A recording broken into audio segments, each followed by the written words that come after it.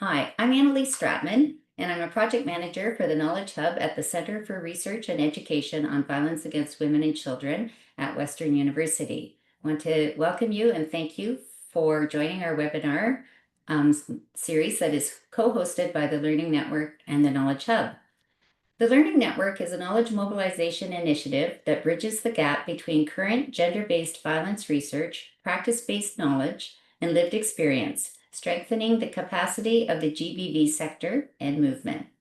Mobilizing knowledge on GBV is crucial for preventing violence in diverse communities, supporting survivors and allies, and promoting gender equity. The Knowledge Hub is also a project at the center, and it facilitates a trauma and violence-informed community of practice for projects conducting intervention programming and research for people who have experienced family violence.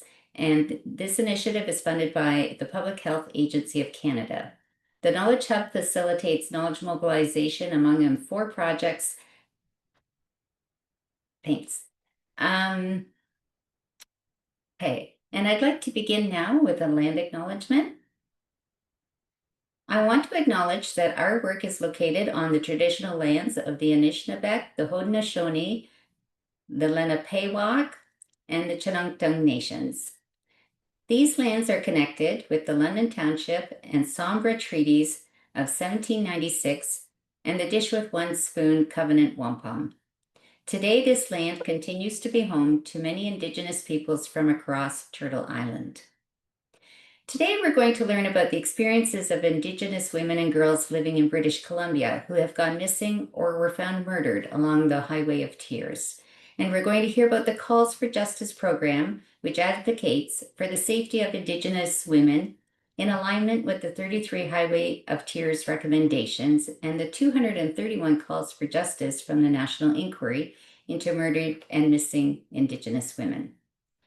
Carrier Sekani Family Services continues to work to implement the recommendations and to assess progress regarding their implementation. On behalf of the Learning Network and Knowledge Hub teams, I'd like to welcome you to our webinar today, Where We've Been, Where We're At, Where We're Going, the History of the Highway of Tears. And now I would like to welcome our speaker for today, Mary T.G. Gray. Mary is the Executive Director of Child and Family Services at Carrier Sekani Family Services, overseeing the provincially delegated programs and prevention programs and the Highway of Tears initiative, as well as violence prevention programs. Mary has an extensive resume, which you can read more about in her bio on our website, and the link will be available for you in the chat. Welcome, Mary. We are so looking forward to this presentation today. Thank you for that gracious welcome, and I'm absolutely looking forward to this opportunity to speak to you today about a very, very important topic, close to my heart. Okay. So I'll just get right into it. So I'm, as I said, Mary T.G. Gray. I come from the Takla Nation, which is north central British Columbia. I am Giksun and Carrier. Giksun, of course, are the people of the River of Mist, and the Carrier Natoten coming from up in the Takla Lake region. Definitely 2 different people. Giksun and Carrier are totally different peoples. I'm matrilineal, so I go towards my mother. I'm Wolf Clan, which is Lachgibu, that's Giksun. My hereditary chief's name is Maush Gubu, which is White Wolf. And I come from the house in Nagyep. That's who I am. And what I do, as you've heard, I am the Chief Administrating Officer now of Child and Family and External Relations at Carrier Sekani Family Services. I also, though, there are other things that I do that really lend itself to this broader work that I do. I am on the National Advisory Committee for Child and Family Services Long-Term Reform. I represent British Columbia on that body. And of course, there's been the news about the 47.8 billion long-term reform compensation and all of that. That's what we've been doing all these years as the National Advisory Committee. I'm also a representative from British Columbia on the First Nations Caring Society since 2006. And that's led, of course, by the indomitable Cindy Blackstock. And I'm the president of the BC Aboriginal Child Care Society and the chair of all 24 Indigenous Child and Family Service Directors agencies in British Columbia, the Our Children Our Way Society. So those are some of the things I do. Definitely having that wide range of work, I've definitely seen over the years, like the how everything we're doing in those different fields, the social field, they're all interconnected. And that all of those fields of social work, of services actually lends itself to actually dealing with the issue of missing and murdered Indigenous women and girls. We are at Carrier Sekani, we provide services to 11 First Nations in North Central British Columbia. We're very unique in the country because we provide child and family, health, legal services, research services, all under one umbrella. Throughout Canada, there's predominantly, health services separate and then child and family services separate. Our agency, we do everything under one umbrella, which it is very conducive to the holistic work that we need to do. Okay, that's where are we? So the next slide, I think I talked about that. Next slide.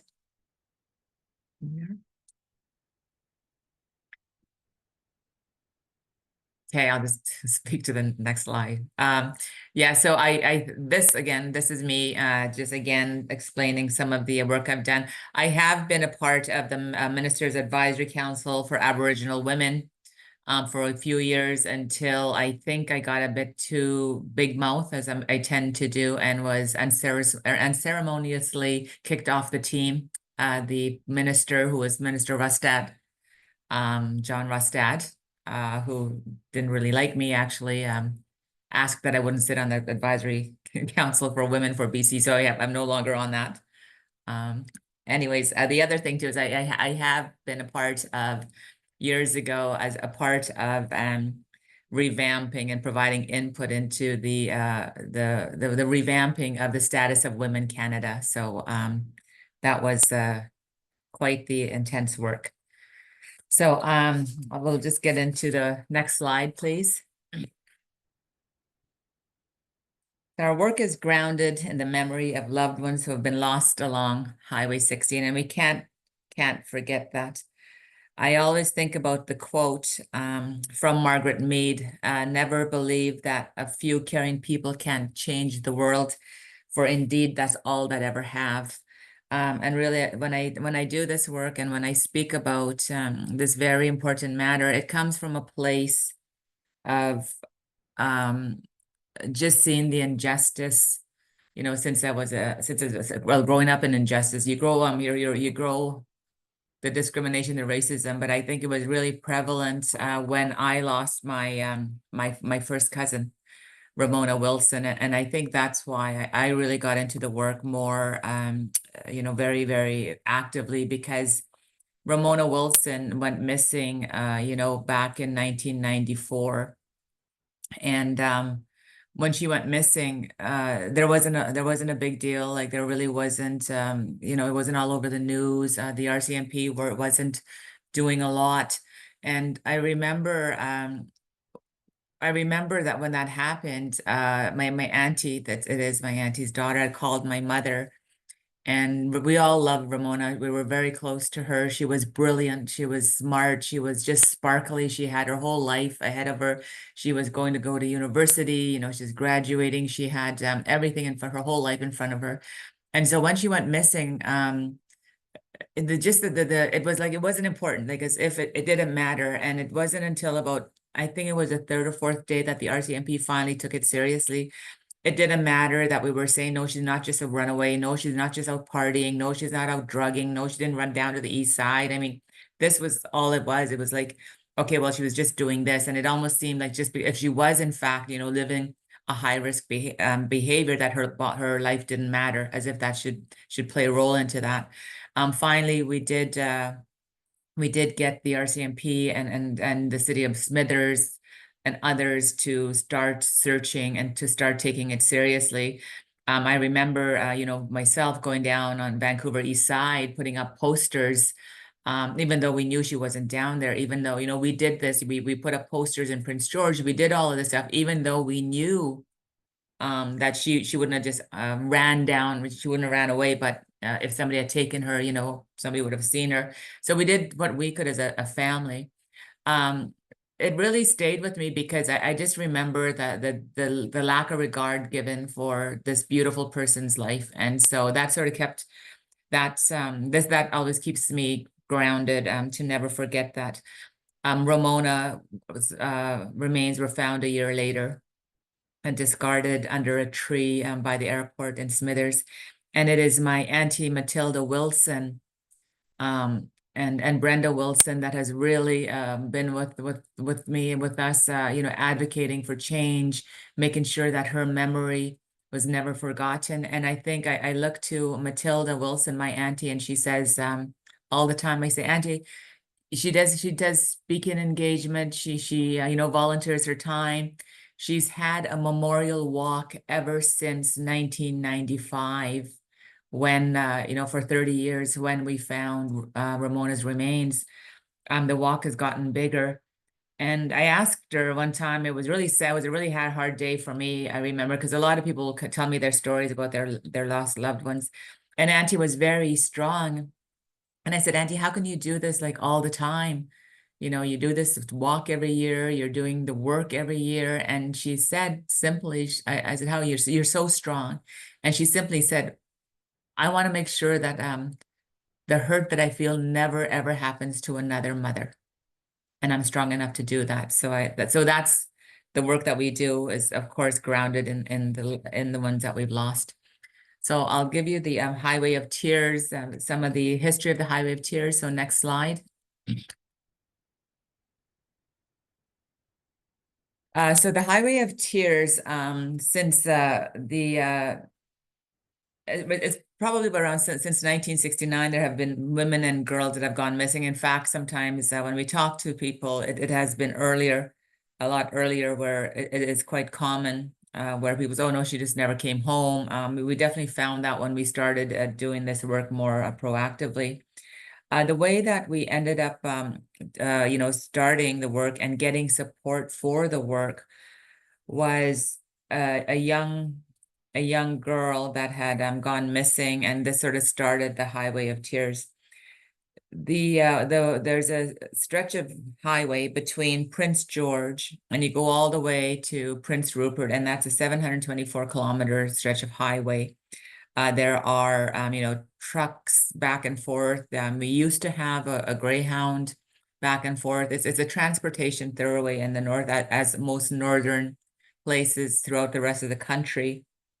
I think that all of the ones that went missing, we can't just say that they were statistics, and we often remind people, like, this was what if this was your daughter? What if this was your cousin, your niece, your mother in some cases?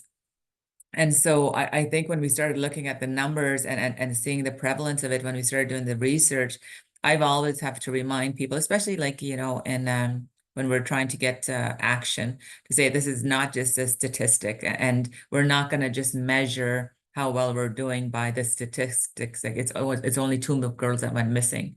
Every life matters, and I think that's one of the things that we have to be always we always have to be very clear on. I think the other pointer on the Highway of Tears is that there are still girls that are going missing. There are still violence against women that hasn't changed. So the way that the Highway of Tears initiative, next slide, the way that the Highway of Tears initiative occurred is in March, in the spring of, actually, no, so it would have been January, February. A young girl, Ayla Auger, went missing. She was this is the Highway of Tears Symposium. She went missing, Ayla Auger went missing. And there really wasn't much done. Like, it didn't seem like there was a lot done. And what ended up happening is there was a lady that was, the Global News was up, and that Global News, of course, is in British Columbia and Vancouver. And there was Ted Chernicki was actually wanting to do a story on it, but was unheard of. And a lady was walking by that knew me. And Ted said, well, it's nobody really wants us to talk about this. This young girl goes missing again. And of course, at the time, the leadership were men. And they said, well, it's something that we shouldn't be talking about. So then that's how they directed Ted Chernicki to me. And I remember asking, he's asking about these questions, and we were all upset. This is like yet another girl going missing. Again and again, just the injustice. And I remember telling Ted, and I said, well, Ted, like maybe, like I said, consider this. What if you had 65 young girls, young white girls going missing out of West Vancouver? Do you think that we would even be here? That there would be all kinds of RCMP, all kinds of investigation, there'd be something that would have done, something that would have been, somebody would have done something. And I think that was a soundbite that went across the country, which then ended up going across the world. That, there was all these missing Indigenous women in Canada and nothing was being done. And so with that, there was a counselor on lately today, and everybody was upset. And so what happened is that we then said, well, let's get a symposium together. And we gathered that symposium in such a short time. And I'm telling these stories really so that you can see how there are some committed individuals and how the impetus for getting the Highway of Tears symposium was really, we had it, when Ayla Auger, 15 years old, went missing and then eventually was found murdered. That was it for us. We said, we have to do something. So we put pressure on the government. We challenged all the other First Nations leadership and other organizations to come together to start the symposium. We had no funding to have the symposium. So we started like with $10,000, challenging everybody, every nation. And then at the end of it, we had over 1,000 people, 1,200 people, including almost every level of provincial government. And if the ministers weren't there, their deputy ministers were there. We had the Solicitor General there. And what we did is that my auntie who does the walk, she actually walked from Smithers all the way into Prince George to the Civic Center. And when she got out, so she was just outside of Prince George, just beside the Civic Center, we all gathered with her and walked with her into the symposium. You can imagine how impactful that was. And then, finally, that there was coming to light, like all of these issues that she had been advocating since, 1995 to get to bring it to this level. So that symposium, what we did is we asked, I chaired that symposium, and we simply asked questions because we had the families of the victims come forward. And by this point, we had already identified the families of the victims. And what I asked were very simple questions. One of the big ones was, what could have been done for your family at the time of your lost loved ones? What could the RCMP have done? What could have media have done? Like, it was just a simple question like that. What could have been better for you at that time? And so you have to remember, Ayla had been missing. There had been over 65 women that had gone, First Nations women that had gone missing. But what happened in this whole miss was that Nicole Hoare had gone missing, and she was a tree planter. She had gone missing a few years before Ayla. And I remember when Nicole Hoare went missing, I could not believe how quickly media responded. I remember watching the news and I said, oh my God, she just went missing. She's been not even missing for a full day. And there was posters everywhere. And it was constantly on the news. And there was so much support. And but yet we had, how many First Nations women going missing, and there was really nothing. We had to pull the RCMP. So right away there was within a day there was an award for her for any information. There was search parties all over the place. They were organizing search parties for her along the highway. It was amazing. And it was a good thing. It was a good thing. But getting back to the symposium, and Nicole Hoare was a non-Indigenous girl. So when we got to the symposium and we're asking these questions, so the families of the victims were saying, when my daughter went missing, the RCMP didn't start searching for a week. When my daughter went missing, the media didn't even come to ask questions. I had to do all the media myself, like all of this stuff. So all of these stories were coming up about how there was nothing done for days after their loved one went missing, or how they were not believed, or how, again, they were stigmatized. Oh, she was a drug dealer, or not a drug dealer, she did drugs, or she probably was partying, like the same thing that we'd heard. So just wait for her, or she'll come back, or there was like no seriousness given to that. So on this time, so when Nicole Hoare went missing, what I did is, as I said at the symposium, I asked the question, what could have been done better?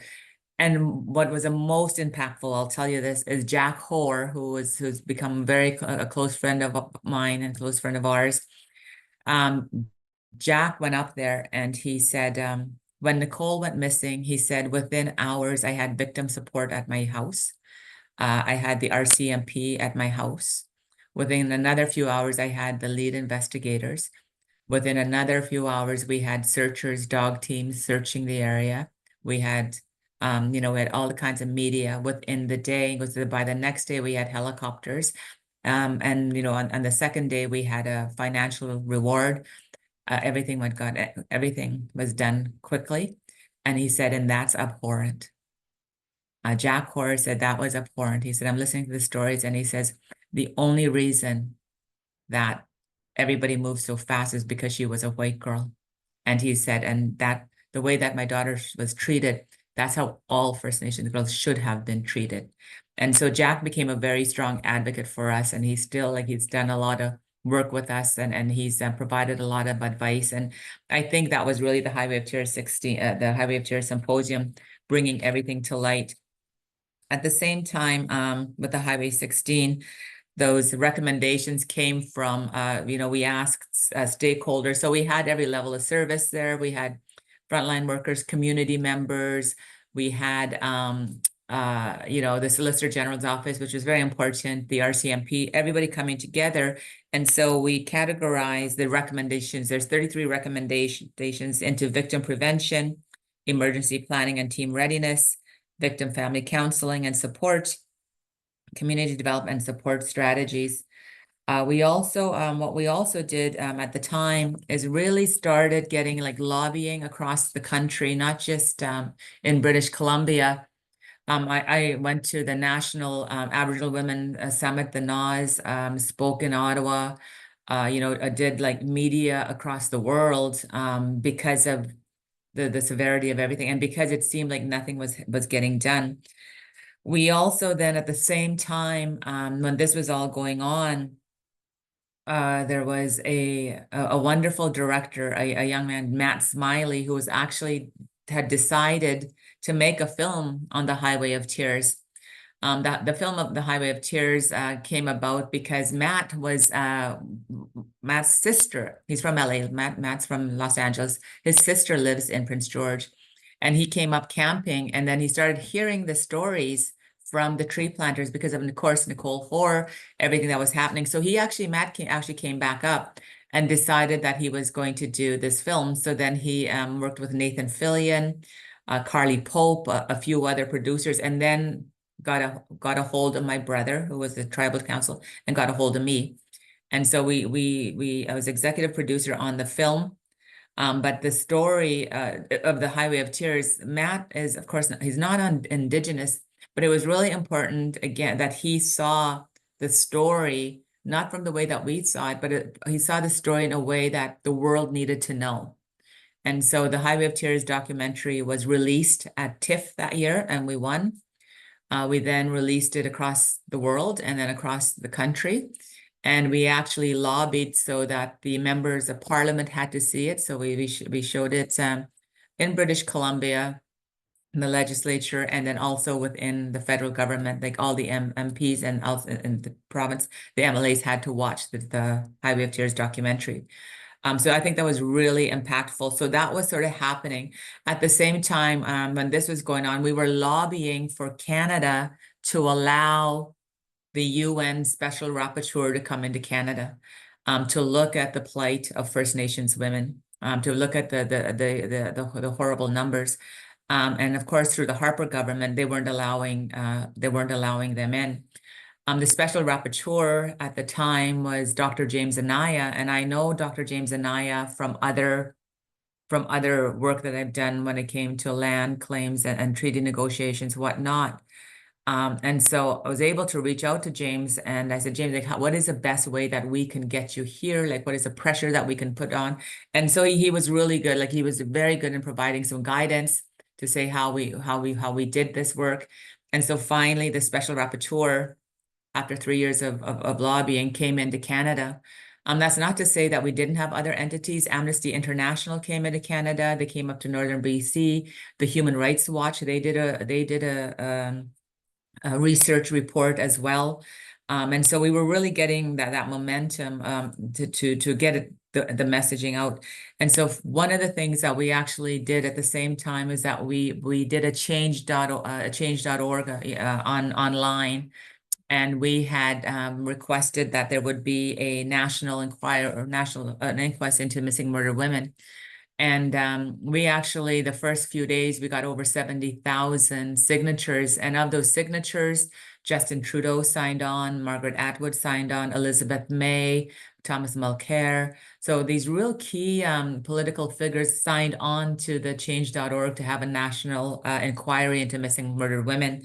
So finally, in 2016, the national inquiry came about. But you have to remember, it wasn't just a national inquiry that was happening. There were, so we had the symposium, and then we had the national inquiry, which is the next slide. We had there was also the Forsaken report that was done in British Columbia. And if you recall, way back then, all the women that were going missing on the downtown east side. There were the ones that all got killed on the Picton pig farm. So there was going to be an inquiry into that. I remember, Wally Opal, Honorable Wally Opal was the one to lead that. And even though we had been asking for something to be done in the north, inquiry along the Highway 16, the Highway of Tears, nothing was done. And so they said, okay, well, we're going to do this just in Vancouver. And so I started lobbying, and I met with Wally, and I said, Wally, you can't just do this section, Vancouver. And forget about that. We've been asking, been lobbying for 10 years to have something, the inquiry into the north. And so finally, Wally did decide, agreed that the commissioners that were looking at the missing women in the Vancouver downtown east side, that they would come up north. The reasoning and the rationale that I gave them is, I said, I swear to God, many of those women will come from the north. And in fact, sure enough, I had two cousins, one first cousin and a more distant cousin. Their remains were found on the Picton pig farm. So when many of our young women, as everywhere in the country, they would go down to the Vancouver east side and live that vulnerable lifestyle. So what in the Forsaken report, so now we have the Highway of Tears recommendations report, we had the Forsaken report, we have the Stolen Sisters report, we had many reports about and many recommendations, but really nothing was getting done as we wanted. In fact, in the Forsaken report about the missing women that perished on the pig farm, the number one recommendation is actually that the Highway of Tears recommendations be fully implemented. So just to keep that in mind. Finally, we did have the national inquiry in 2016. The national inquiry as a Highway of Tears, because we already had started what we did in the Highway of 16 recommendations report. We had started a governing body. And the governing body was comprised of levels of government, stakeholders, and some families of the victims. And that governing body, as per the recommendations report, was to fully realize those recommendations, those 33 recommendations, and provide advice to government as to how to proceed to implement these recommendations, and to actually have a report card on these recommendations. So that happened already. We then developed a toolkit, the Highway 16 toolkit, which taught communities and schools. We actually went into the schools about safety and teaching them about the issue. So we did have a toolkit. We then further developed the toolkit to have a train the trainers toolkit. And that was really successful across Northern British Columbia. So successful that we were asked to present all over the place, all over Canada. We were presenting in Vancouver. We didn't have a lot of money to do this work, but whenever we could, we did present. Not a lot of staff to do this work, but we that toolkit really started formalizing more active awareness and safety campaigns, not only for First Nations community, but just across the board. So when the national inquiry came up, we already had quite a lot of experience in talking to the families of the victims and getting information in a good way with ceremony and respect. And so we were asked to actually help with the first pre-inquiry session that they had in Vancouver. And so we helped them organize that. And then we actually had the first national inquiry doing that kickoff in Prince George here. And so the national inquiry, of course, I'm glad that it happened, but it was not my first recommendation. I had thought, because we had so many reports, that we would actually just take all those reports, do a literature review, find out the key elements, the key recommendations, and actually develop a work plan, an action plan to start implementing all those recommendations from all the previous reports and the previous meetings. That didn't happen, unfortunately. We ended up having a full-blown national inquiry. I thought we would have been better served by just having key focus groups of providing advice as to how to implement this action plan. So at the end of the day, the national inquiry lent itself to, of course, the 231 calls for justice. So that's the next slide, the calls for justice. And I think the calls for justice was a good thing. I think it was very cathartic for many of the families of the victims, the individuals of the victims that didn't get their chance to really speak their truth. I think it was cathartic in that way. It gave weight to their words. It made them be seen and heard and felt. So it was good in that way. I truly believe, though, that then this is just my own opinion, that there was I think we could have done it a better way, where there would actually be more action on the ground rather than saying, okay, these are the recommendations, which were already there. Most of the recommendations were already there. This is how we implement it. So what ended up happening is, once the 231 calls for justice came out, of course, within that year, really nothing had happened. Nothing had changed. And one of the things, as an advocate, we had always said we don't want it just to gather dust. Something needs to happen.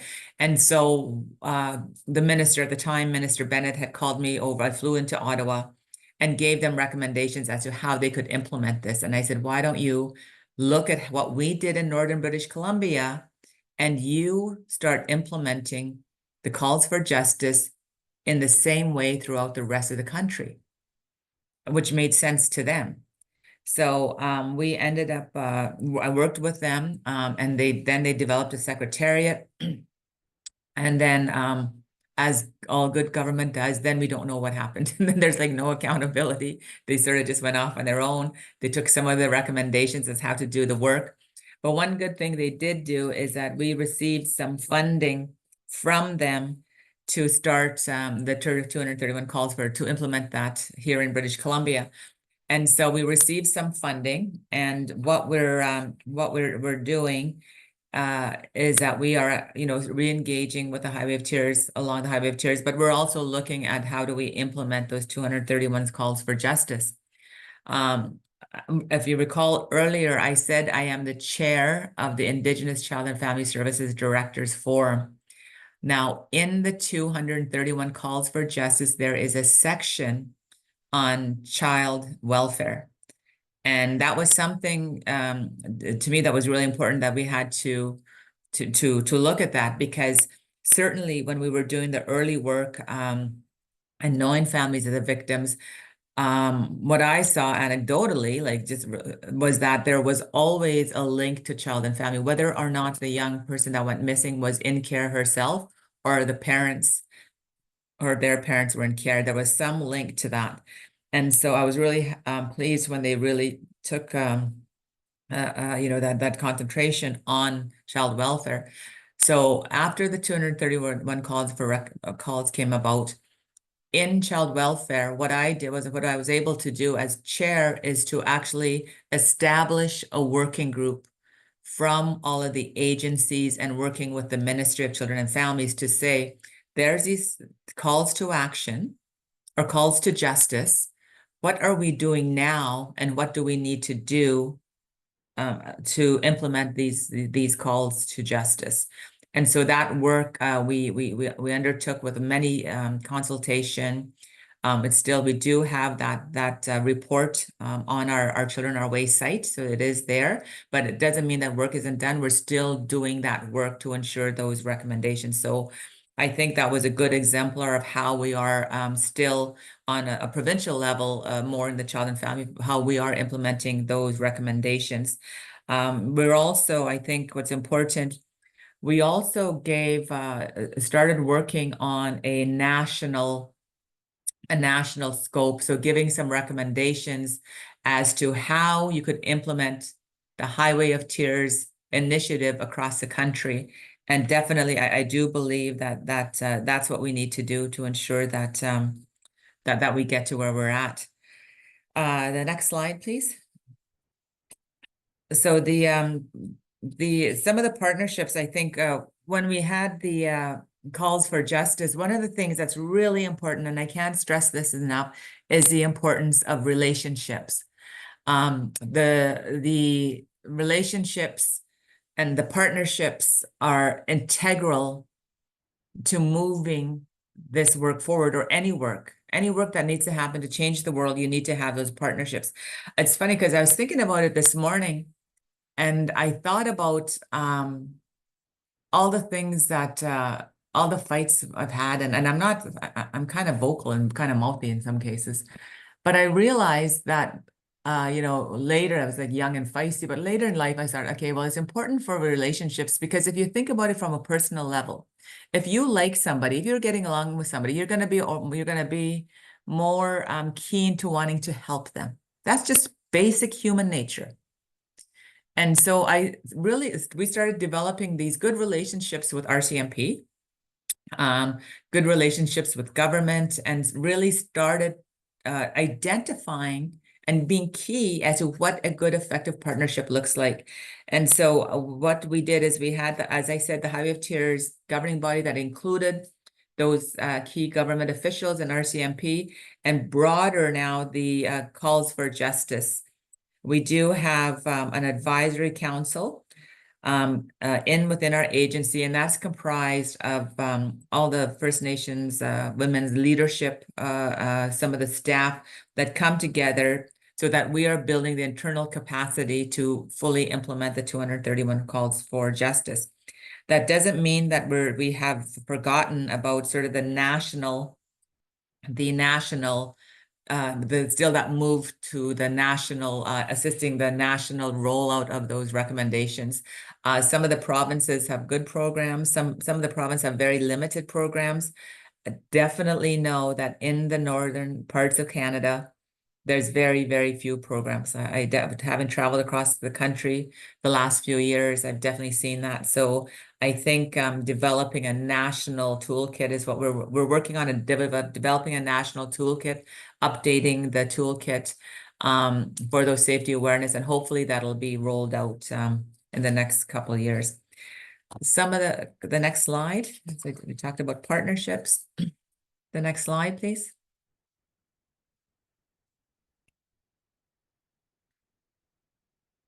So this is where I'm going to talk about a little bit about projects that we have right now. We have the Highway of Tears documentary, as I talked a little bit about that already. That's the next slide.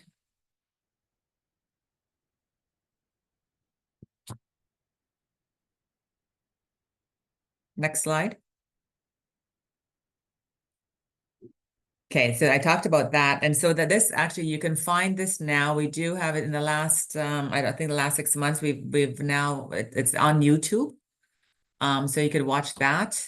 It's quite a good documentary. The next slide, please. So this one is sort of my own project, but this one is on Netflix.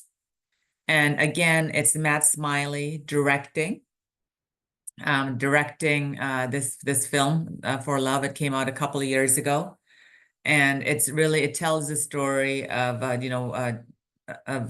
children that are in care, but it really talks about the impacts of residential school, all of these things. We do touch a bit on missing murder women. And so I wrote and produced and helped direct this film. And Matt Smiley, again, is a director for this film. Shania Twain is the narrator for this film. So again, I think though there's some projects that we worked on. The next slide. So some of the other action, I'm just going to give you a bit of some of the other things that we're doing. So the Hope and Strength vignettes. And of course, some of you have seen this. Now, this came again about when I talk about relationships, it's so important. So I had submitted a proposal to Wage and Gender Equity Canada to provide some services along the Highway of Tears, some safety awareness campaigns, things like that. We always have at Carrier Sekani Family Services, even though we don't get funded to do this, we've always had, we've been the host agency for the Highway of Tears all these years, just because the work was so important. Now, what happened is we were, moving along with doing the work, getting, we had a coordinator helping with the awareness things. And so what happened is I worked really well with a young lady at Wage, and she had said, well, Mary, there's some funding that nobody has asked for. Like there's some funding there. We've reached out to it. And what it is funding to end the negative stereotypes of Indigenous women and girls. Is there a project? Is there anything that you think that how we could do this? And right away, of course, I said, of course I do. And so that's when I said, I think what we need to do is that let's not just look at the statistics, because we have to look at the women out there. So I wanted these vignettes to show that not only for our girls, but for society, for Canadian citizens to know that we're not just a number, we're not just a stat, that in fact, that, we're strong, and that, we have, so much more than just being statistics that you see on TV. And so that's how the Hope and Strength vignettes came about. And the Hope and Strength vignettes came about, the name, because again, I didn't just want it to be like and calls for justice or highway tours, because there is that negative connotation. I want it to be more that, that we have control, that we were self-determining, that we are strength, and that we are hope. And then that's how the name came about that. So those are the vignettes, and I'm sure you've seen some of those. And so what we did is we actually looked across the country and, identifying ones that wanted their stories told.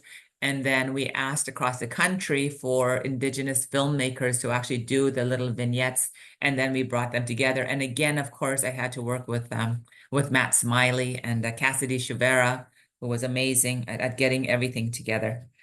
The Hope and Strength vignettes, there's 8 of them. Next slide. And so we have a wonderful communications department at CSFS who assisted us with the campaign, which we launched in 2024 on Facebook, YouTube, and X. We were still doing a lot of this work. We do have Julie Dom is the one that is now overseeing the missing murdered women and the Calls for Justice program at CSFS. It's left in good hands. We do work together still, but there's a lot of great things that we're also going to be doing. We had a Tracy Leost who came and did a speaking engagement. She's one of the ones that is identified on the Hope and Strength vignettes. So she came to do a speaking engagement in one of our little communities. I think right now we also have like schools that are asking for it, different levels of government that ask for some of these vignettes. So it's a really strong vehicle, again, wanting to ensure that people understand when we talk about this serious issue, that is not just numbers and stats, that these are actually human beings, these are actually family, and these are strong women. So I think I think that's one of the things that we really wanted to make sure that people saw. The next slide, please. Awareness through signage. In recommendation number 9, we have out of the Highway of Tears recommendations, the 33 recommendations. And again, I want to reference what I talked about earlier, a few committed individuals being able to make change. When the recommendations report came out, I'll give you what it was back then. There was no signage. We didn't have cell service. Media didn't seem to be friendly. We still have the truck drivers. We still have young people hitchhiking. And just like all the rest of the country in the north, those transportation corridors are very dangerous. We know that. But people still need to access services. Young people still need to go to school. We still have people needing to go to appointments and going into those central places. So you still have hitchhiking all across the country. We know that. And so one of the things that we really wanted to do with the Highway of Tears when we were looking at the recommendations, the number one recommendation that we had was to establish a transportation route and to have more bus services in the north. That was the number one recommendation. Keep in mind, this was in 2006. That recommendation never saw the light of day for the longest time. Like, even though we had the recommendations and we were lobbying government, we continued to do the work off the side of our desk. What happened about 10 years later, in about 2015, 2014, 2015, we actually got a call I got a call to meet the Minister of Transportation. And so I flew down to Victoria.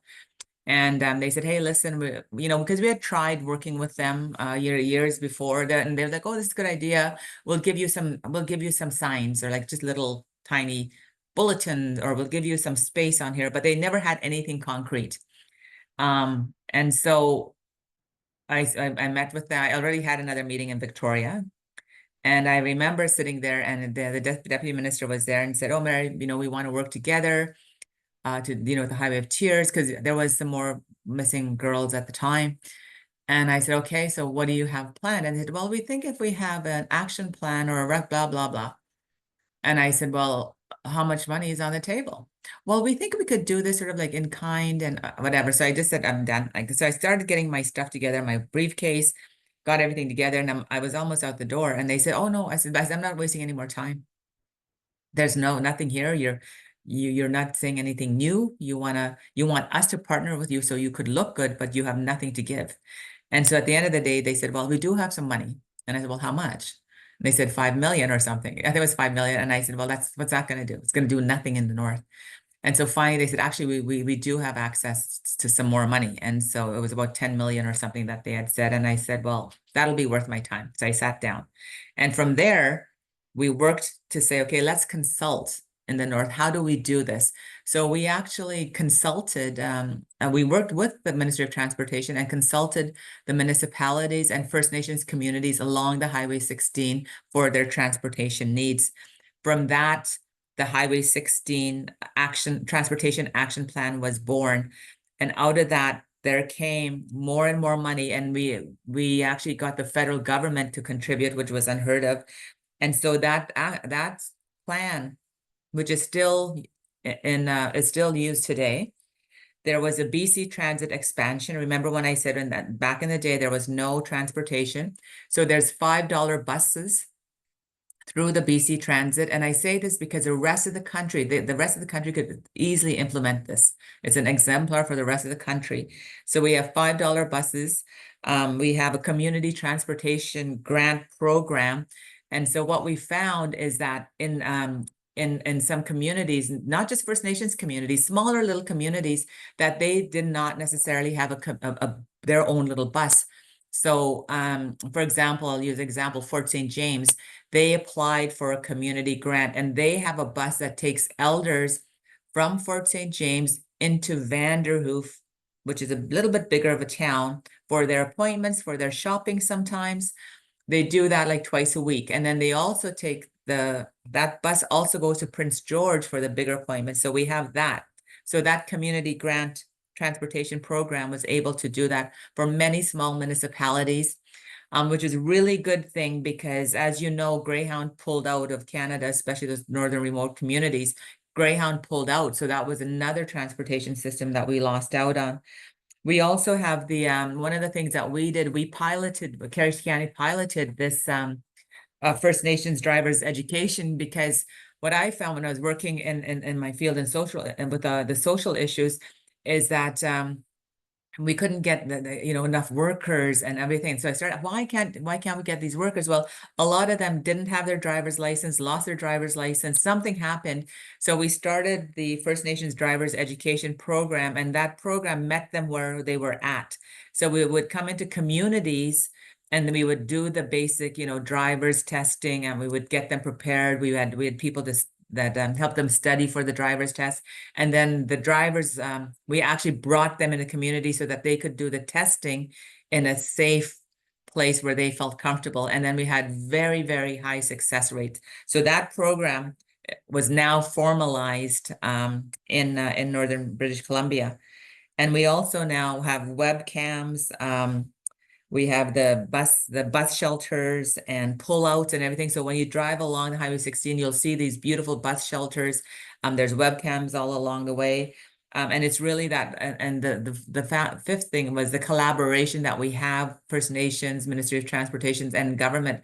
So that's a really good example of working together, which I think Canada and the rest of the world could actually look at that. The other thing that we did through the Highway Chairs recommendations report, which is really important, is that recommendation number 8 was cell coverage. Well, not necessarily cell coverage. In 2006, the recommendation was that there would be phone booths along the highway, so that that if somebody was like hitchhiking or needed help or something, that there would be phone booths. This is how long ago. But what ended up happening a few years ago is I got a call from the CEO of Rogers and said, Mary, you need to be here. I'd like to meet you. We're thinking of embarking on an initiative. So I met the CEO and I met the chair of Rogers. And I had no idea what to expect, but they were full on. They said, Mary, we're gonna do this. We're going to have cell towers in all of northern BC. Don't forget, we had been advocating, would ask TELUS, we tried to do everything we could to have that transportation, especially the cell coverage. And so just recently, so now we have 8 cell towers in northern British Columbia. There's still a few more cell towers.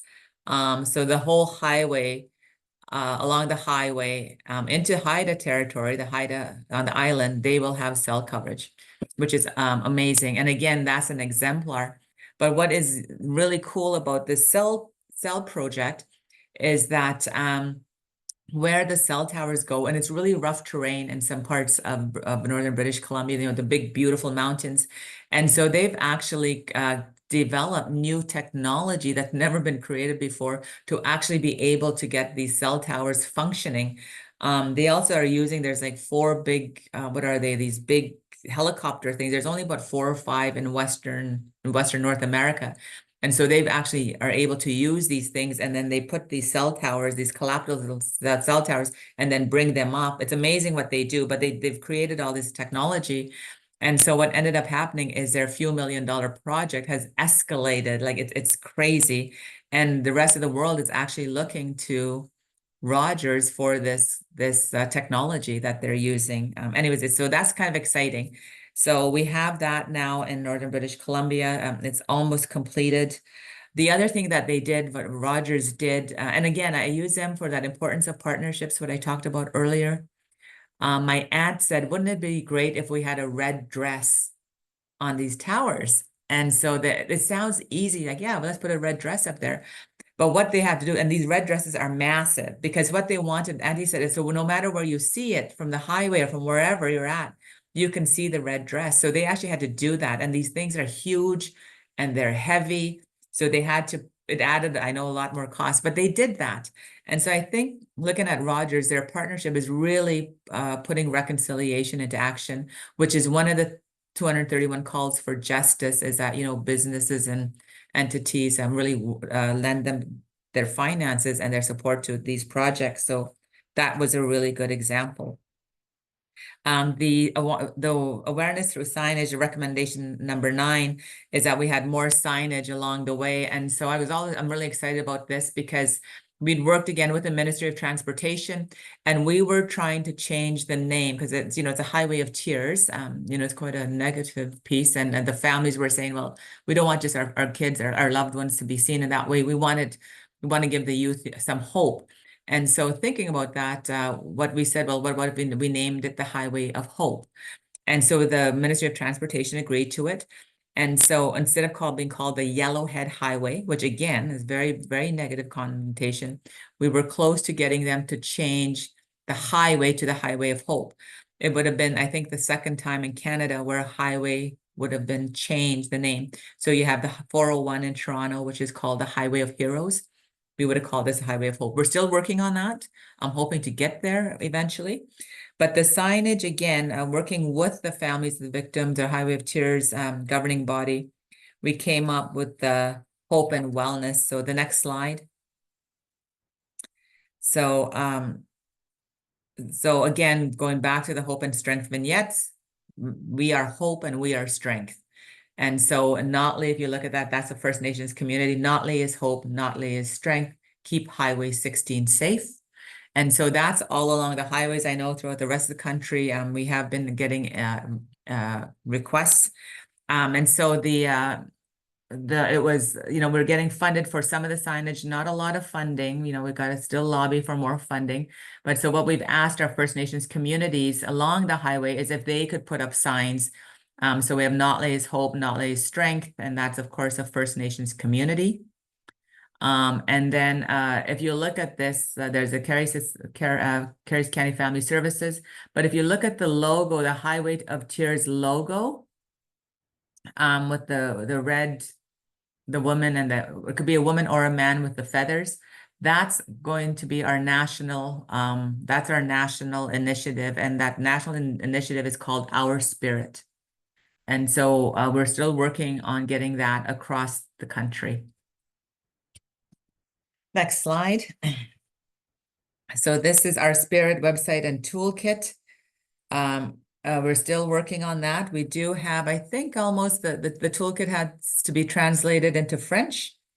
And what we really want to do is a network of supports, much like we did in the Highway of Tears here in the north. The toolkit itself, in the toolkit, it's where you can go for support, where you could get help. And it gives you all the up-to-date resources, say like a safe house. And that's what we want to do throughout the country. And we would work with, they're called the Family Liaison Units, the FILU, that is funded by the federal government through their Secretariat for Missing Murdered Women.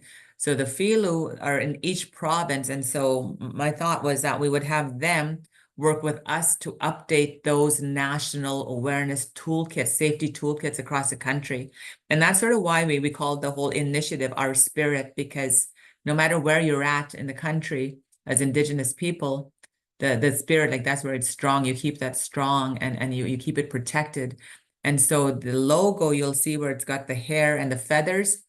The feathers for us as First Nations people is always like we use it in ceremony, and it's got different meanings across the country for Indigenous group. But at the end of the day, the sanctity and the importance and of feathers, of different feather ceremonies all lend itself to justice. And so that's why the feathers are there. So we're still working on that toolkit. The next slide. I really want to talk about the importance of research. We've done different analysis across the years, we've partnered with UNBC, but for certain, really, I think in this work, people will sometimes forget about academia, but a lot of good work has been done through different research with universities to get things going and to get awareness, more awareness. So what we've done now, again, we've like as I said, we've partnered with UNBC. We've done an environmental scan of intervention programs across North America. And again, all of this stuff will lend itself to the actual toolkit so that have a toolkit, you're providing safety programs in your community, you're doing a presentation, you'll actually be able to have this toolkit that's online, hard copies as well, to say these are the places that you could go for safety. This is what you need to do if somebody goes missing. This is who you contact. So that's what we're doing right now. Next slide. So we do have the 2026 Highway of Tears Symposium coming up. You guys will all be invited if you'd like to come. We'll let you know when that is. We do have dates. So one of the key recommendations back in 2006, the original Highway of Tears recommendations was that there would be another symposium. Because we haven't been funded, we weren't able to get the funding. We ask every year. And so finally, the last couple of years, we did get Cassidy Chavera, who was an amazing coordinator. We worked together to get the proposal out and we were successful. So we are having the Highway of Tears Symposium in 2026. And what we're going to look at that symposium is, where we've been, where we are, and where we're going. What have we achieved? It's really exciting to do this work when we actually see this come to fruition.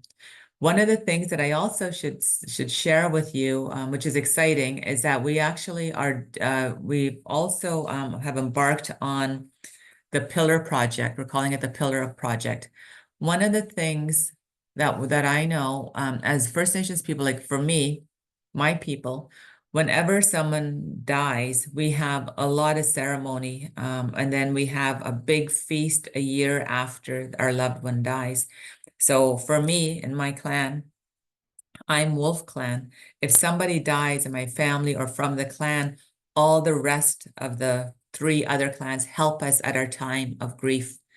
And then a year later, what we do is that we pay back those clans in a feast, and it's called like the letting go feast or letting go.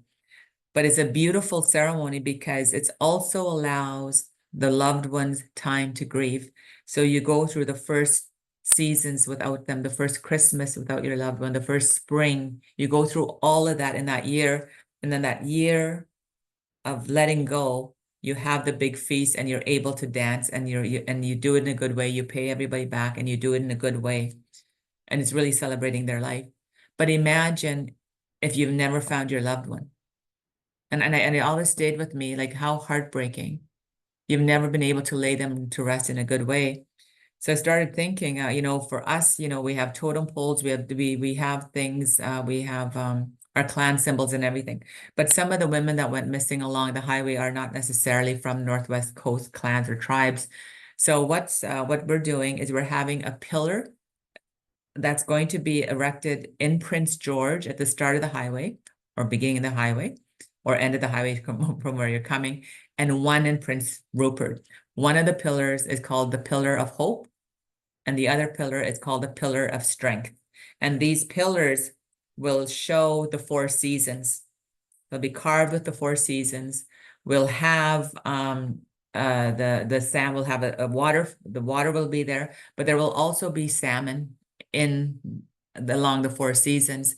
And that's because my mom always says, we're all like salmon. We all come home to die. So reflecting that. And then we're also going to have some Métis flowers because some of the women that went missing were Métis in this pillar. So that's going to be, we're working on that. So hopefully by the symposium 2026, we'll have those 2 pillars. We've already secured the land in Prince George and in Prince Rupert. We've already sort of, we're just finalizing the design. I know they're getting my scratch design made into something better than my little scratch design. So that'll be done in 2026, we're hoping. So that's another project I wanted to share with you. So the next slide, what can you do? I think there's the 8 general calls, how can you respond? How can you look at that? And I think as I said, oftentimes people are like, well, what can I do? Well, there's a lot you can do as an individual, just as an individual, is to let people know that this is still going on. And to really get that to not be part of the problem, and some of the stigmatization, it's heartbreaking. I was just in Manitoba last week. I've been there quite a few times in Winnipeg, but and we've had to push to search the landfills. I mean, it's just like when we had to drag the Red River to look for bodies, and to look at landfills for bodies. I think we need to let Canadian citizens say, like, think about the enormity of this in this first world country, that we're actually having to do this. Like, we're supposed to be this progressive, just country, yet we're finding dead bodies just thrown in the garbage. I think, we have to take some personal responsibility to say, like, how did our society come to this place where lives of Indigenous girls matter nothing, that they're just thrown away and discarded, whether or not it be in the river or in a dump. And it breaks my heart, but I think it's really just that calling for your MLAs and your MPs to do something and to take it serious. We cannot ever stop talking about this. As long as there's one Indigenous women going missing and becoming murdered, as long as that keeps happening, and as long as that's the norm and not changing, we have to keep working. And I think this is really important. So that volunteering, fundraising, doing all the work that we need to do. And again, the partnerships and those relationships make us stronger together. And I know just for me, the commitment I've seen from individuals and partners, it's astounded me, and it's made me, just when I think my heart's heavy, something beautiful will happen, and somebody will come up and say, like Rogers, for example, hey, we're going to do this, that it gives you more faith and hope in humanity. And I think that's where we're at. Like, we really have to think about this as it's not just their problem. It's not, it's a First Nations problem. It's a Canadian problem. It's not just a woman's problem. It's a man's problem. And, we have to really look at it through that. So the next slide. So, of course, these are some of the important dates that we always have. The Women's Memorial March, which is getting bigger and bigger. There's a massive one in Vancouver. We celebrate that. May 5th, the National Day of Awareness. National Day of Action for Missing and Murdered Women is October 4th. And of course, we have International Women's Day as well. These are all really important dates, because again, that's where, your own commitment, showing up and just being there. I think just being there and lending your spirit to the families. I know every time I go to these things, and my auntie's there and our family's there, and having lost so many in my community, that, just to look at people being there lifts our souls, lifts our hearts. So just even being there is something that you can do.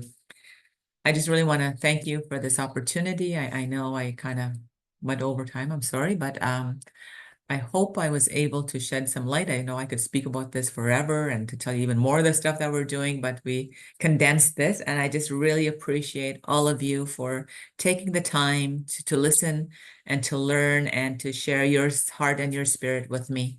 Masai, thank you. And thank you, Mary, for that amazing and very powerful presentation. You managed to pack a lot of information in there. And first of all, I really want to thank you for sharing the story of the loss of your cousin Ramona. And I'm so sorry. And I can understand why this is such a personal thing for you. It certainly you've shared a lot of personal losses through all of this. It's also so humbling to hear about the basic infrastructure pieces that you've been able to put in place through this work, such as the Rogers cell service and signage, right? Some of the things that we certainly take for granted here in the South, and in particularly in Ontario. And I think putting in piece, the part of the pillars of hope and strength is particularly inspiring, and I'm sure that there are many of us that would love to see them when they're ready. So Yeah. would love to see that when they're done.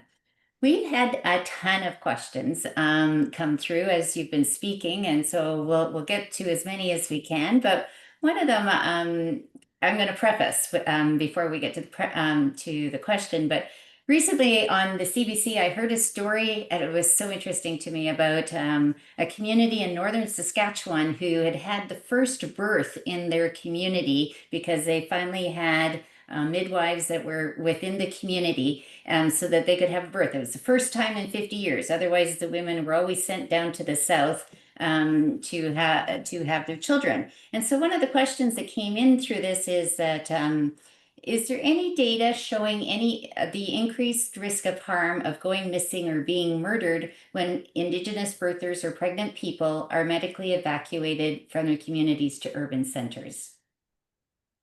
Not particularly in those situations, but for sure the vulnerabilities when young women or when women have to go leave their home community to go to the urban setting to have to for whatever it is, appointment, birthing or whatever. And I'm really happy to hear about that program. When I was making the film For Love, um, we have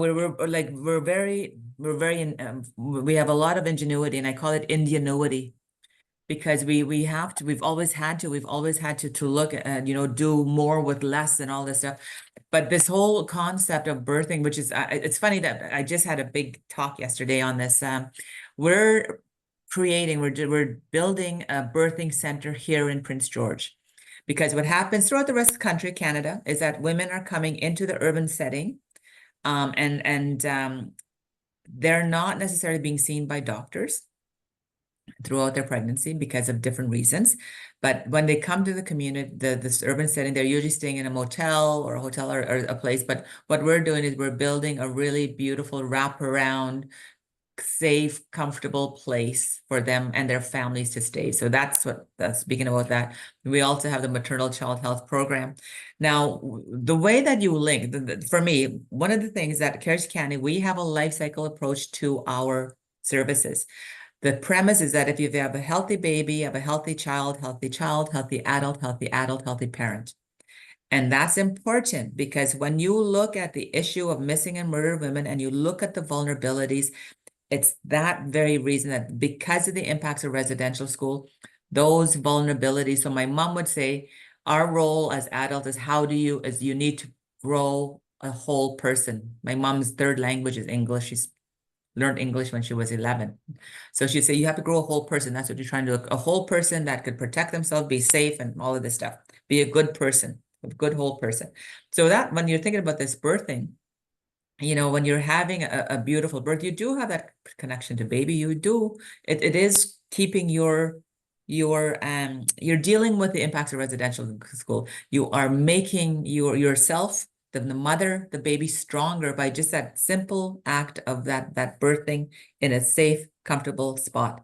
And then, when you don't have to leave your community, and you're going through all of those vulnerable times, you'll have that support from your community. I love it when I hear these stories of how nations are taking back their right to give birth in their traditional way.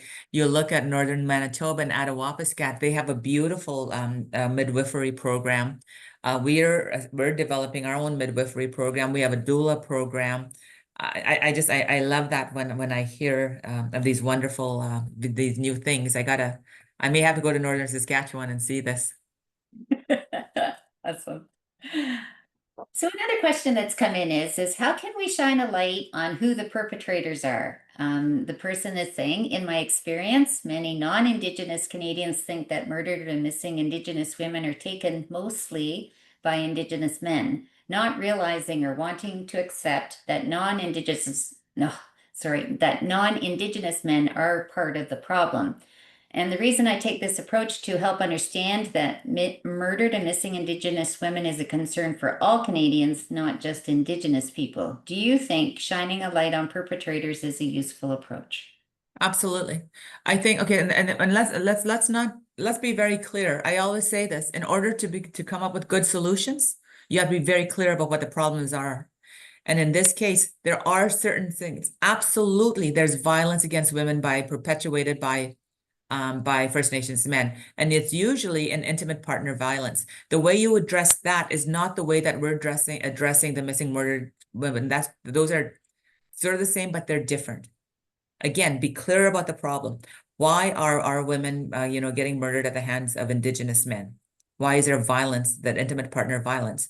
We're working, there's different things that we're doing, but it comes from the impacts of residential school, colonial violence. That's why. How we address that is different. It's just like the reasons why young boys go missing. There are different reasons than why girls and women are going missing and are getting murdered. Different reasons, different solutions. That's why I know people were like, oh, Mary TJ doesn't agree with about helping young boys. I've never said that. I said the way that we deal with that issue of young women or young boys and men going missing, gang-related, more violent, they're different solutions than missing murder women. Now, when you're coming to say like that Canadians, I've heard this absolutely, it drives me crazy. The most prolific youngest serial killer in Canadian history is Cody Legibokov, who comes from northern British Columbia. And he killed and killed how many young girls? And I was at the trial. It was horrific. One of the things that I had to get counseling after that. And there were almost all First Nations women except for one. You look at Judge Ramsey. Judge Ramsey, for those that don't know, in northern British Columbia, there were 16 young Indigenous girls that he beat and raped and sodomized, and it was horrific. That's Judge Ramsey. I still believe that. I'm pretty sure that he killed some, because when you look at his psychopathy, definitely knowing this, that had he not been stopped, he would have definitely been murdering. So you look at all of these prolific killers, and it's opportunity, but it's also the stigmatization that comes from media, that comes from colonization, and years and years and years that Indigenous women are nothing. They're easy. They're easy women. Their lives don't matter. So I could just do whatever I want, and I could kill them. I could murder them because their lives don't matter. That's what's coming. You look at what's happening, with some of the missing, the one that was murdered, a non-Indigenous man. So this horrific violence that is happening is not happening at the hands of Indigenous men. It's happening at the hands of non-Indigenous, predominantly white men. So absolutely, we need to be very clear. And it's funny that you should ask that question. I just had a conversation about a month ago with a couple of women leaders, and we're saying, we need to really bring this out, because there was sort of that media thing, it's mostly Indian men killing Indian women. It's not our problem. But even if that was the case, it's Canada's problem. The impacts of residential school and colonization is Canada's problem. Doesn't matter what race, color, breed, whatever you are. It's Canada's problem. Yeah. A question has come up related to the Highway of Tears, and they're wondering if any work has been done regarding relationship building or bystander intervention training with truck drivers to act as allies along the Highway of Tears. We've seen large social media campaigns across Canada regarding human trafficking with truck drivers. And are you aware of any of those kinds of campaigns? We don't have one formal, but definitely it is something that we look at. I definitely know, like the human trafficking, the exploitation, we do that work. We are more concentrating on that again. We did a lot of work for a long time. There was some funding to do that. Of course, how it goes, new change in government, new priorities. So now we're just, again, robbing Peter to pay Paul to do some of this prevention work. But as far as the truck drivers piece, we have done some research before with the Firefly. It's called the research. We did it with Amnesty International. And what we looked at were those man camps and the vulnerabilities of Indigenous women around the man camps, which included the truck drivers. And so the campaign is absolutely something that I know that we're looking at. Again, because I definitely know I've heard this again and again that the truck drivers would say, well, why do we keep getting blamed for this, right? So they want to be part of the solution, and so that's an absolute some of the initiatives that I've read about that are just starting up, I'm following up on, and definitely our staff will look into that. Okay, cool. Thanks. You talked a lot about relationships and the importance of relationships and partnerships in your presentation today. And as you mentioned with government, the leaders change, they come, they go. Mhm, And it's the mhm. same with in a lot of organizations with other work. What advice can you give for maintaining these kinds of working relationships or creating effective working partnerships? Regardless of who is there in political power, they usually have that, at the ADM level or the senior manager level, there's usually those ones there that actually are the ones that are actually doing the work. Those are the ones you spend the most time with making connections. I think about, as I was saying, so the young woman that I worked with for years, Manjeet, her name is. And she actually used to work as like she was like an assistant to the deputy minister or the assistant deputy minister. So I had a good relationship with her, but then she moved up the ranks. And so now she's in charge of the whole like the wage program. She's one of the key people there. And so maintaining that relationship. So she sort of came along with me and knew sort of the vision and then being very clear. You have to be very clear about the vision because you have those shared visions, you have the shared and really, so if you're helping me, I'm helping you, like those kinds of things. But I think it's understanding the ones that are at the movers and the shakers that are gonna, it's not always the minister, it's not always a premier, it's the ones that are there that are consistently there that change when the governments change, they're still there. That's who you spend the time. That's where you invest your money or your time and your energy. That I found anyways. That's just my thing. Oh, thank you very much. That's great.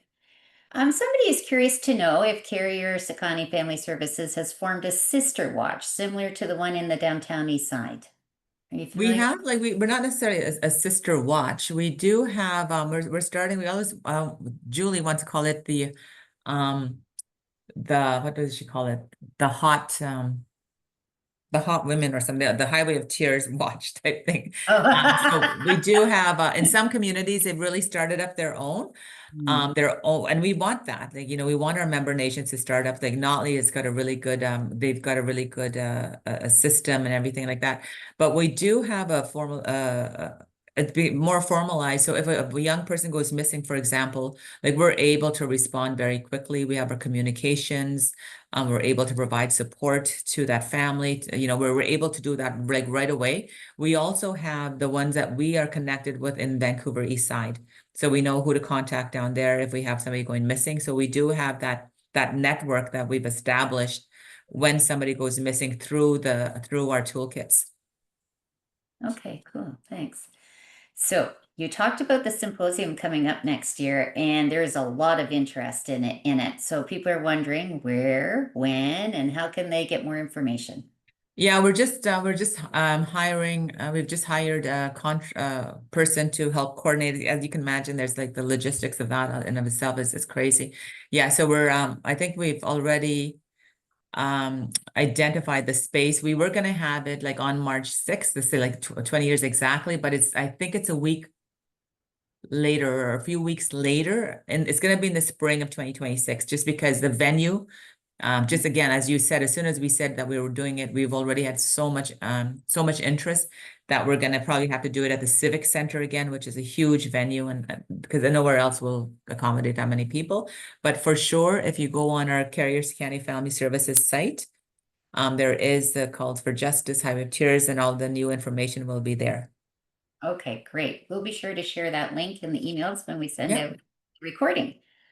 Well, I think we have time for one more question, and then and thank you so much for sharing with us today. So, somebody wants to know: is there any progress with an Amber Alert for the missing, murdered Indigenous women and girls? Yeah, we do have like we worked with Taylor Bacharach, and it seems like we're getting there. It seems positive. And again, Taylor just lost his seat.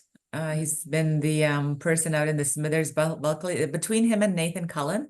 Like when you're talking about those partnerships, you do need to have those political partnerships. Nathan and Taylor have been absolutely amazing in bringing this issue to national attention and supporting all the work that we've done. You know, they've been to our walks with us, and it's yeah. But the Amber Alert really, Taylor Bacharach really took that upon himself, listening to us. So I do know it is at the national level right now, and we are making some headway on that. So That's fabulous. yeah.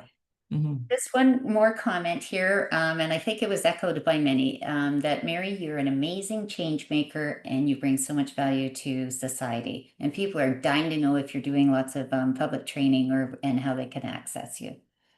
Okay. Public training. Okay, yeah, for sure. You'll have. I think we did leave the Veronica and Kelsey's email that's on the there. There's also the CSFS, but you for sure my email is easy as well. It's mary@csfs.org. I don't mind. You can always Google me. You can find me, so I don't mind reaching out directly to me. Well, thanks so much, Mary. Really appreciate the time you've spent with us today, and such a great presentation. I think Laura's going to put some screens or some slides back onto the screen for us for a moment. So just before we sign off, we'd like to take a moment for some reminders and some closing remarks. So thank you, Mary. We also want to thank the ASL interpreters today, Carmel and Jamie, and the French language interpreters, Carolyn and Wendy. And a special thank you also to the Learning Network and Knowledge Hub teams who have been in the background doing all of the things that make these productions so successful. Can I ask a question? Absolutely. And I just assumed, and I should never assume, but is there somebody that's going to be, is there elder or somebody that's going to be closing us in a good way, considering we've talked about this very sacred topic? Sorry that there is not. I'm sorry about that. No, I can do a prayer. I I would can do a appreciate prayer. that. I'll do a closing prayer. Thank you. All right. Okay, I'll do it in English. Thank you. Okay. Creator, Simalaka, Takai, Yakasta, would like to thank you for this beautiful day that you have given us of life. I'd like to thank you for keeping us and our families safe today. Every time we come together to make the world a better place, we know your presence is there. You allow us to share our energy, our spirit, and minds, and we thank you for this. Thank you personally for allowing me to have the pleasure to have the opportunity to speak to all these beautiful people. These beautiful people are giving me their energy and spirit so that we can continue to do this good work together. Thank you for giving us the intellect so that we can understand what we're talking about. Thank you for giving us the patience and the empathy of our hearts so that we can help each other. Thank you for giving us the strength of spirit so that we can continue this work together. What's up, all my relations? Amen. Thank you for those words, Mary, and thank you for helping us close in a good way. So just as we're leaving, we do have two webinars coming up in June. One on June the 19th on strengthening relationships and responses for elder mistreatment. And the other one shortly thereafter on June the 24th, which will be about Nowhere to Go, confronting Canada's housing crisis and advocating for change for survivors of gender-based violence. So the links are available on the Learning Network and Knowledge Hub webpage, and you'll be able to register for them there. And just one final reminder that coming up on October 1st and 2nd, the Knowledge Hub is presenting a conference, Innovations in Addressing Gender-Based Violence and Trauma and Violence-Informed Health Promotion. Registration is also available, so you mark that date and registration is available on our webpage. And the link will be available in the chat as well, I believe. So thank you very much to everyone today for participating.